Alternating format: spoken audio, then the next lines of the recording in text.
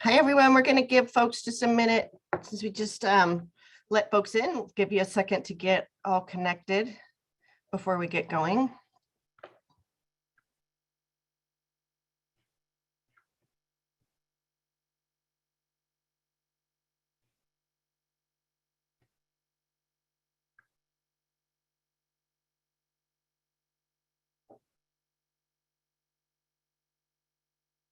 All right.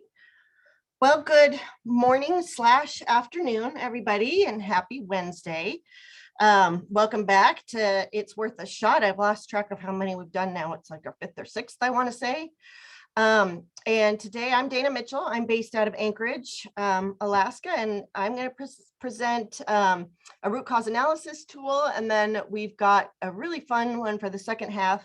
A colleague from Wyoming is going to talk a little bit about doing escape rooms with your staff. Next slide, please. So please, if you've got issues you'd like us to cover, either for webinars or for the clinician office hours or something that you need or ideas, just go ahead and put them into the chat. And we are planning to meet every Wednesday now through at least the end of the year. We were just discussing that. We initially thought we would go through like next week, but we think that this is worth continuing and we're going to keep it going. Next slide. All right, so we didn't have any Q&As come out from last week, so I'm just going to go right into fishbone, which I'm sure most of you have at least a passing familiarity with. So we're going to go ahead and cover that this week because it's a great tool to have in your kit. So the first point you want to do when you're creating or using a fishbone is you've got to understand what the problem is that you're trying to dive into or tease apart. So when you've got your team together, and I always emphasize it's really important to ensure you've got everybody who you think needs to be, who has a stake in the problem you're solving. Oh, thank you. I'll go ahead and go back here over this. So fishbone is a cause and effect diagram. So as I was starting to say, you've got your effect, which is going to be your problem statement. And then you're trying to identify the causes or contributing factors to that effect, that problem you're trying to solve. And it helps you kind of boil your ideas down into buckets so that you can determine how you're going to start addressing the problem. So next slide. So as I was saying, first you want to define your problem. I thought, Maria just popped into the chat if we're going to stick covering vaccine or expand to other topics. And I would love to hear your feedback on that. If there are items, if we're starting to really be anxious to move on to things that we used to deal with before COVID hit, we're happy to tackle those, I believe. So I thought just because of that, I picked a problem that didn't relate to COVID because I kind of thought we had enough. But this, we put this diagram out when we were talking about maybe a testing root cause analysis or visitation. If you've got a problem, in any of those areas, this could be useful. So first, you've got to define your problem. And so the one I put is that perhaps we're seeing increased pressure ulcer, pressure injury rates.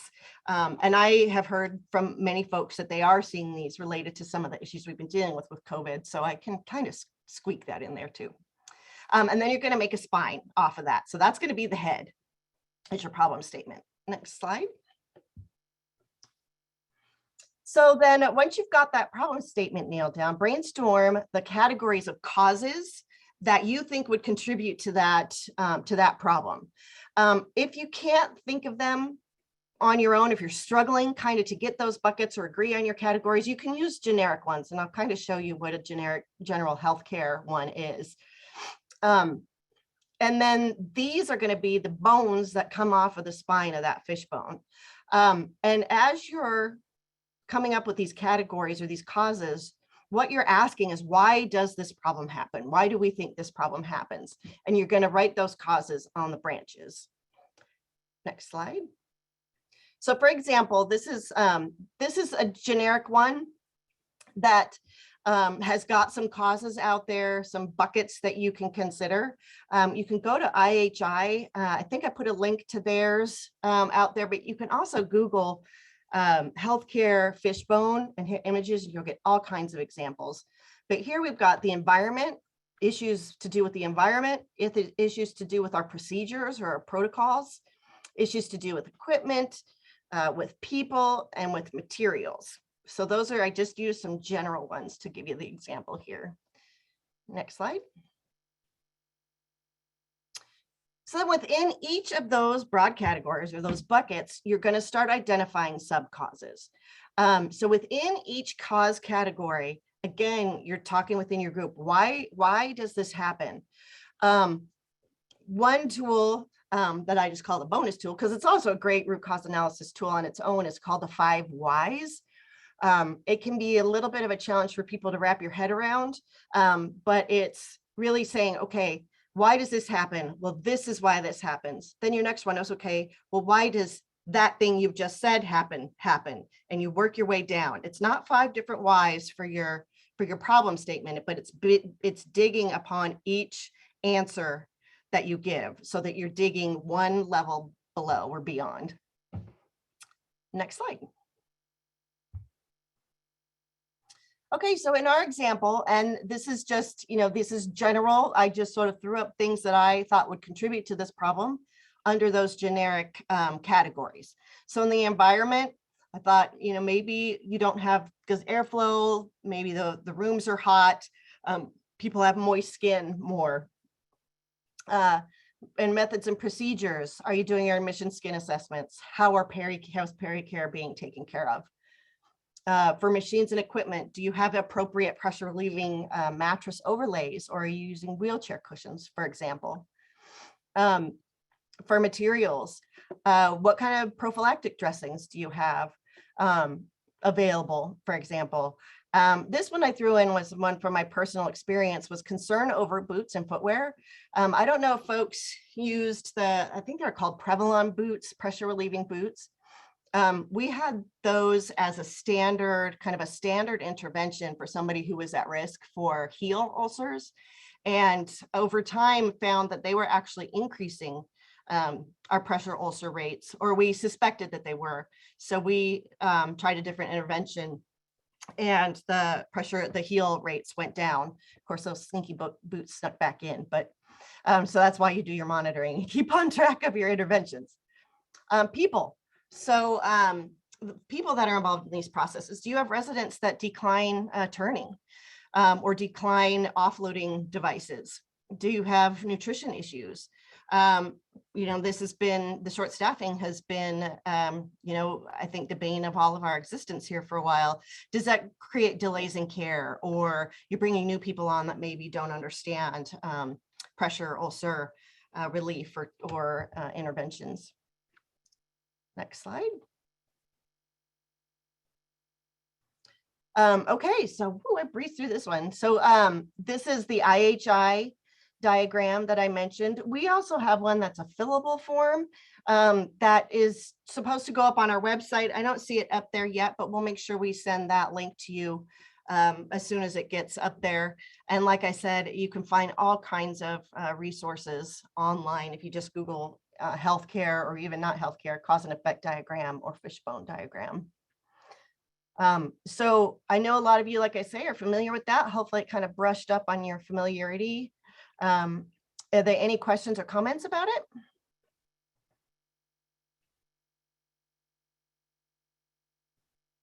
If so, you can throw them in the chat and we can address them after Crystal's done. So with that, I'm going to introduce to you Crystal Morse, and she's going to take over for me. Thank you, Dana. You're welcome. Hi, everyone. Again, my name is Crystal Morse, and I'm here to introduce to you, or perhaps you've heard of Project Firstline, CDC's National Training Collaborative for Healthcare Infection Prevention and Control. I want to introduce a couple of innovative learning initiatives that we have launched and we are preparing for you. So if you have heard of Project Firstline, I'd love to hear from you in chat. If you're using the Project Firstline materials, I'd also love to hear from you. So Chat away if you're using them or if you heard of Project Firstline. Next slide, please. So just kind of a program overview. Dr. Michael Bell is the Deputy Director of CDC Division of Healthcare Quality Promotion, and he's the lead physician for Project Firstline. Dr. Bell's career has focused on research and preventing transmission of healthcare-associated illness in both hospital patients and staff. He's been instrumental in advancing evidence-based programs for prevention of antibiotic resistance and safe medical practices. His approach is everyone has the power to stop infectious diseases. However, we must empower people to become leaders no matter their role. So just bringing your attention back to the first sentence of this slide. Project Firstline training content is designed to make infection prevention a way of life. Next slide, please. So what is Project Firstline exactly? Project Firstline is an interactive infection control program designed for busy healthcare workers to understand and display the foundation of infectious disease threats in all settings. Project Firstline is committed to preparing healthcare workers to protect themselves, their residents, patients, and their communities. So it's backed by Bloom's taxonomy. The focus here is on the why. So why behind the infection control through critical thinking that reflect both educational goals and clinical experience. Bloom's hypothesis is simple. If you cannot remember a concept, you do not understand it. If you do not understand something, you can't apply it. You cannot distinguish between correct and incorrect answers or argue the benefits and downfalls. Any expertise or depth of argument is impossible without first establishing foundations of remembering and understanding. Next slide, please. So here's an example of some of the training materials that were offered in year one of Project Firstline. So we are very excited as CDC released new training content just last month. So the new content offers a paradigm shift in the training delivery, incorporating interactive activities and the integration of infection control into your workday. So slowly getting away from COVID-19, we're focused more on the whole infection control concept in the core training. Next slide, please. So one thing we've learned from the pandemic is that infection control does not lay solely on our healthcare community. We can't rely just on our healthcare providers to mitigate the spread of infectious disease. It takes a team. It's a balance of everyone's effort to do their part. This table includes a short listings that include traditional healthcare facilities, such as long-term care, as well as congregate living settings, such as correctional and adult living facilities. Our goal is to educate as many participants as possible, regardless of their clinical experience, by modifying our language and objectives to fit our intended audience. Next slide, please. So we heard you loud and clear. We know you're busy and we thank you for your working tirelessly. With you in mind, we developed a texting campaign called Why Firstline, an innovative approach to infection control, education, and training at your fingertips. These trainings were developed as a micro-learning toolkit for busy healthcare workers like you. So by micro-learning, I'm talking 5 minutes or less. This is an easy-to-use educational tool that provides short, relevant, and engaging content. I hope you'll take just a minute to opt in to see for yourself how exciting this program can serve to reinforce your current IP training methods. It's simple. It's as simple as 1, 2, and 3. So you just text Why Firstline to that 307-205-5391 to opt in. You answer 3 quick questions and you begin receiving infection prevention and source control content. We won't overwhelm you, I promise. You'll get two learning videos twice a month. So you'll get it the second, I think it's the second Tuesday and this fourth Tuesday of the month. And again, these training modules are 5 minutes or less. Thank you. In the chat, I'll direct your attention if you want to just click on that link. And if it's easier for you to opt in, just simply use that link. Next slide, please. So once we received that you've opted in, the message that you'll see is pictured here. So you'll get this something that looks like this. So you know it's from Mountain Pacific. And it's a 1 minute survey with only 3 questions. It's going to ask you your phone number. It's going to ask you your workplace role and your workplace setting. That's it. You'll begin receiving the trainings after you do so. To simply opt out, all you do, let's say this isn't for me. The training is irrelevant to what I do, or it doesn't relate to me. You can opt out by simply typing stop, and you will no longer be opted in. Next slide, please. So here's some recent content. So as I said, they want to make it engaging and interactive. So rather than you listening to a video and watching a video, they want you to start looking at content that's relevant to what you do every day. They want you to recognize infection risks in healthcare, and it allows you to recognize infection risks throughout your workday, no matter the moment, because we know no 2 days in healthcare are ever the same. There will be moments when healthcare workers might need to apply infection control recommendations to situations that aren't usually described in the guidelines. So again, going back to the Bloom's taxonomy and understanding how germs spread and makes people sick is very helpful. Next slide, please.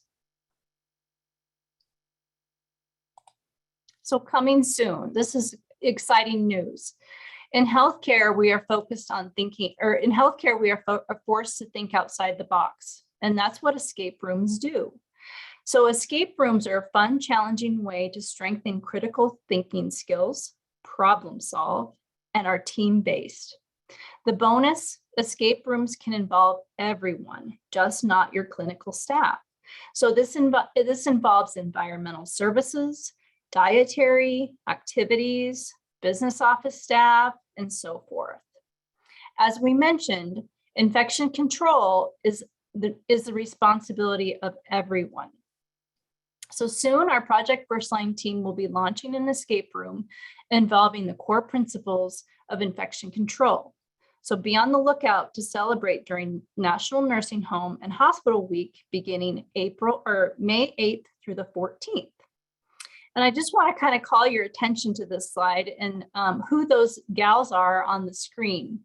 So they work at Casper College. They are 2 occupational therapy assistant level 2 students. So they will be graduating next month. And so we have brought them on as part of our Project Firstline team. And it was their idea to hold an escape room as a learning technique and core to what they're doing. So what we did is we did a virtual health fair at Casper College, and they invited Wyoming high school students to the College of Health Sciences. So what that was is that, obviously a recruiting method, they had nursing, they had CNA programs there, they had respiratory, but we had an infection Project Firstline controls simulated room, and we did the escape room. And I can tell you that that was probably the most popular room. We had 72 participants go by. Our outcomes were absolutely remarkable of what they learned. And again, they waited. So the winning team would wait and they would come back and check to see how long did it take to get them through? Are we still ahead? Are we still winning? And so I'm happy to report that the fastest team to go through that 20-minute escape room, some didn't finish at all, and some, the winning team finished it in 11 minutes. So again, that's just a quick overview of the escape room. And I don't know if we have any questions or comments in chat. I'm happy to take those, but again, please be on the lookout for to celebrate this during National Nursing Home and Hospital Week. Again, that's May 8th through the 14th. Hey, Crystal, there is one question. Yeah.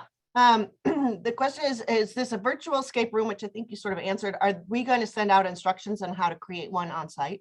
Yes, that's an excellent idea or excellent question. So the concept is what we heard from you, and this again was through our Wyoming group, our nursing homes particularly, is that we love the concept. It's just we don't have the time to create escape rooms. And so that's what we're here to do. So so Project Firstline Wyoming, New York, New Jersey, and Utah, the Department of Health have all created a template. So the concept is for you to have a box of things with the templates in it, how to do it, and wrapped up with a bow. And we would like to have those created for you. Anyone who is interested in that, we are more than happy to send those out to you. So again, if you're interested, let me know. I'm not sure. I think we can save the chat function. I can get a hold of you with more details, but that's what we know so far, is that we want to make Nursing Home and Hospital Week fun for everybody. And again, this is not for clinicians only. So this can involve your business office staff. Like I said, it's a team building effort here, and it's a team-based care concept.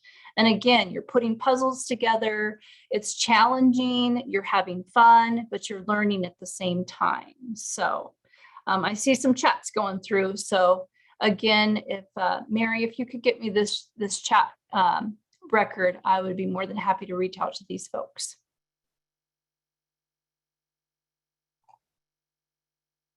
So thank you for having me. I see some interest there. So again, thank you. And the resources, if you want to look at the CDC's Project Firstline and the new materials that are available, please go to the website that I've posted in the resource page.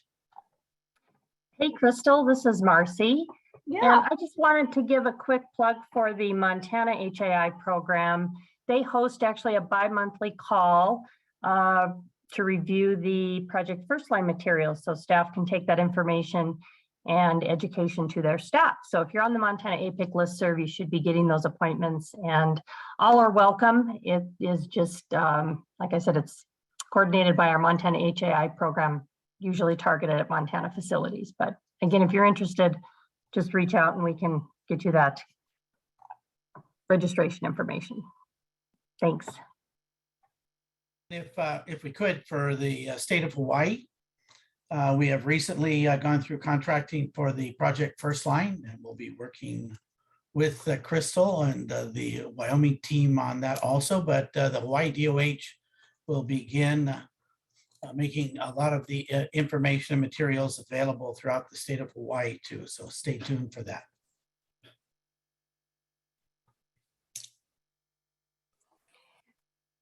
This is Jill with Mountain Pacific, and I wanted to circle back on a question in the chat at the very top of the meeting time right away. I think it was a question about, are the topics expanding to all things infection control related versus COVID vaccines?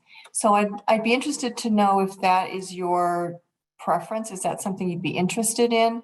Is an expansion of our topics? We've kind of dabbled outside of vaccine things a little bit, but we haven't gone too far off the beaten path. So I'm just interested to know what your thoughts are and what your needs are, because really this is for you guys. I know that it originated because of the COVID vaccine booster uptake, but there's a lot of touches with other areas that I think we can affiliate that through the vaccine. So just interested to know what your needs are. You can slip that into chat, or you can reach out to us, the account managers in each state, whichever is your preference. Thank you.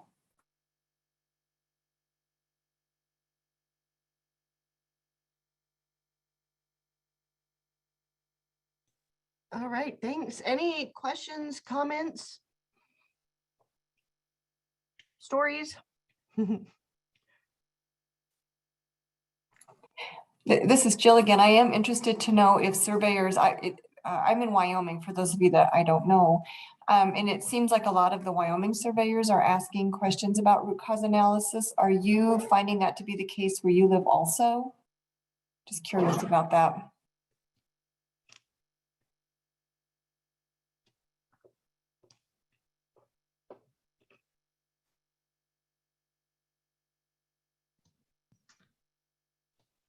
This is Kelly from Montana. I guess I would add that they don't typically ask that specifically. They'll ask what kind of processes you go through for events or QAPI, and you lead them through a case, but they don't ask about RCAs specifically. Does that help? That is helpful. Thanks, Kelly. Uh-huh.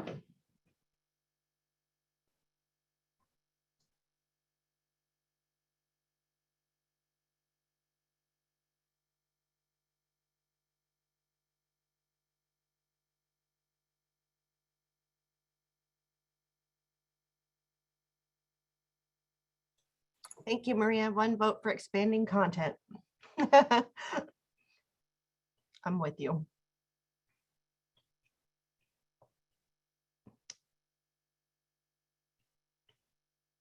All right, well, thank you all so much for joining us. And we will talk to you this time next week. Take care.